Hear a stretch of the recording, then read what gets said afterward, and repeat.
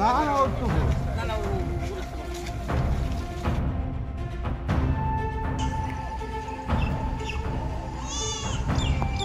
বিধায়কজনৰ অনুপস্থিতি তাৰ বিধায়কজনে যমুনামুখৰ বিনাকান্দি পূৰ্বৰ যমুনামুখ বৰ্তমানৰ বিনাকান্দিৰ বিধায়কজনে অবাধে দুৰ্নীতি কৰিছে, যি দুৰ্নীতিৰ কোনো সীমাহীন দুৰ্নীতি।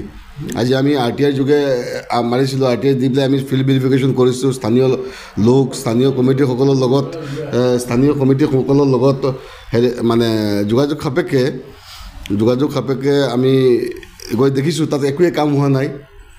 একদম টোটেল মানে আপোনাৰ ডাঙৰ এটা স্কেম হৈছে বিনাকান্দি সমষ্টিত। মই মুখ্যমন্ত্ৰী ডাঙৰীয়াক অনুৰোধ জনাম যাতে CM ভিজিলেন্সৰ জৰিয়তে তেওঁ ইয়াৰ বিহিত ব্যৱস্থা লয় আৰু অতি সোনকালে আমাৰ এই অঞ্চলবিলাকত যিবিলাক দুৰ্নীতি আছে, দুৰ্নীতিবিলাকৰ যিবিলাক দোষী হয় দোষীবিলাকক ধৰিব লাগে।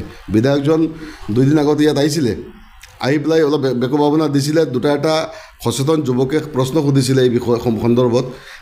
প্ৰশ্ন সোধাত তেওঁ একো ক'ব নোৱাৰে। তেওঁ কৈছে মোৰ নমিনীবিলাকে উত্তৰ দিব। এই নমিনীবিলাক উত্তৰ দিব কৈ পিছদিনা আকৌ মানে একদিন থাকি মই পূৰ্বে খবৰ পাইছোঁ তেওঁ মুম্বাইলৈ পলায়ন কৰিছে। মুম্বাইৰ পৰা আহিছিলে আকৌ মুম্বাইলৈ পলায়ন কৰিছে। গতিকে এই যমুনামুখ বা বিনাকান্দি সমষ্টিৰ ৰাইজৰ যি দুৰ্দশা, যি অৱস্থা, আজি ৰাস্তা ঘাটৰ অৱস্থাই হওক, বিভিন্ন চৰকাৰী বিভাগত যিবিলাক দুৰ্নীতি কেলেংকাৰী চলি আছে, এইবিলাকৰ বিষয়ে আমি মাত মাতি গৈ আছোঁ। কিন্তু বিধায়কজনৰ অকৰ্মণীয়তাৰ কাৰণে আৰু বিধায়কজনে পলায়ন মনোভাৱ লৈ পেলাই যিটো তেওঁ বৰ্তমান যি স্থিতিত আছে, এই স্থিতি থকাৰ কাৰণে আমাৰ বিনাকান্দি সমষ্টিখন যথেষ্ট অসমৰ ভিতৰত যথেষ্টখিনি পিছপৰা অঞ্চল হিচাপে এতিয়া গণ্য হৈছে। চিঠিত দেখা পাইছোঁ আজি আনফৰালি কলেজত আজি তেওঁৰ প্ৰগ্ৰাম আছিলে, তেওঁ আজি তাত নাই। কিন্তু কথা হ'ল তেওঁ খালি এইবিলাক সৰু সুৰা প্ৰগ্ৰাম বিধানসভাতে নাথাকে, ডিষ্ট্ৰিক্ট ডেভেলপমেণ্ট মিটিঙত নাথাকে। এই আমাৰ হস্পিটেলখনত ইমান দুৰ্দশা, ৰবগা যিখন CHC হস্পিটেল আছে, সেই হস্পিটেলখনত যি ডাঙৰ আপোনাৰ আয়ুষ্মান কেলেংকাৰী হৈছে, কোটি টকীয়া আয়ুষ্মান কেলেংকাৰী হৈছে। বিধায়কজন সভাপতি আজিলৈকে এবাৰ গৈ পেলাই খবৰো লোৱা নাই, দেখাও নাই।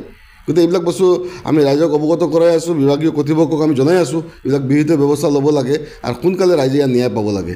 আয়ুষ্মান কেলেংকাৰীৰ বিৰুদ্ধে যিহেতু এইটো এটা মানে প্ৰধানমন্ত্ৰীৰ যোজনাৰ এটা অংশ ভাৰত চৰকাৰৰ হয়, গতিকে এই যোজনাত একদম দুখীয়া দৰিদ্ৰ লোকৰ কাৰণে যিটো আয়ুষ্মান কাৰ্ড গভৰ্ণমেণ্টে ইয়াত দিছিলে যাতে বিনামূলীয়া চিকিৎসা পাব বুলি, সেই বিনামূলীয়া চিকিৎসাটো পোৱাই নাই। উল্টা আয়ুষ্মান কাৰ্ডত ডাঙৰ ঘোটালা হৈছে, ডাঙৰ দুৰ্নীতি হৈছে।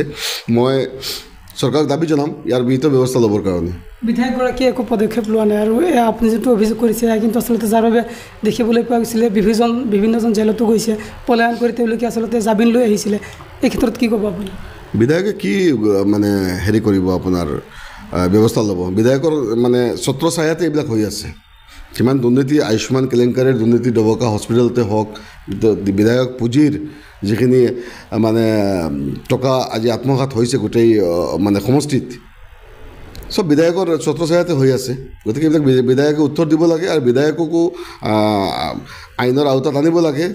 বিধায়ককো ইয়াৰ ওপৰত মানে আইনৰ আওতাত আনি পেলাই বিধায়কৰ ওপৰতো ইয়াৰ বিহিত ব্যৱস্থা ল'ব লাগে। ইনকুৱাৰীত তেওঁকো জড়িত কৰিব লাগে, মই দাবী জনাওঁ।